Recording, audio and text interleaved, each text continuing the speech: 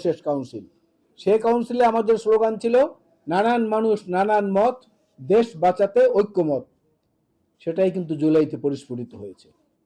জুলাই আগস্টে সেই স্লোগান এবং সেই ধারণা এবং সেই নিজের সত্তা বিলিয়ে দিয়ে সবাইকে এক সত্তা একত্রিত করা, এটাকে কিন্তু আমরা তখন দেখিয়েছি।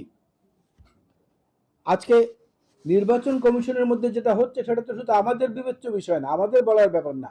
সাবেক নির্বাচন commissioner brigadier general Sakhawat Hossain, বর্তমান সরকারের উপদেষ্টা, উনিও সম্প্রতি গতকালকেই বলেছেন যে বর্তমান নির্বাচন কমিশনের কর্মকাণ্ডে উনি হতাশ এবং এটা আরো বিস্তারিত ব্যাখ্যাও উনি দিয়েছেন যে কেন এটা হতাশ, কেন তিনি হলেন। তো এই হতাশার মধ্য থেকেই কিন্তু আশার সৃষ্টি হয়।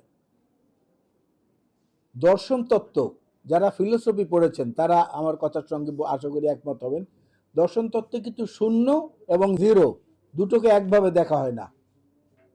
শূন্যকে বলা হয় ভয়েড, ভিওআইডি, ভয়েড, আর জিরোকে বলা হয় ইটস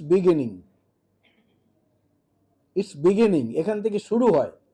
এই জন্য কারণ একটা জিরোর উপরে অনেক কিছু সংখ্যা নির্ভর করে।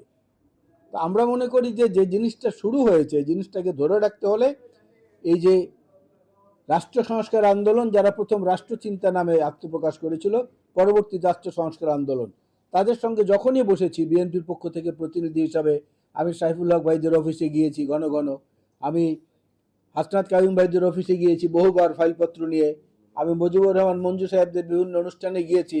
সেখানে 27 দফা থেকে 31 দফায় রূপান্তরের যে কর্মকাণ্ড, সেগুলো আমাদেরই সম্মিলিত প্রচেষ্টার ফসল হিসাবে জাতির সামনে আমরা উত্থাপন করতে পেরেছি। কিন্তু আমরা ইতিহাসের কোনো জায়গায় নিজেদের স্থান করে নেব এই আকাঙ্ক্ষায় কিন্তু এই কাজগুলো আমরা করিনি, কেউই করিনি। এখানে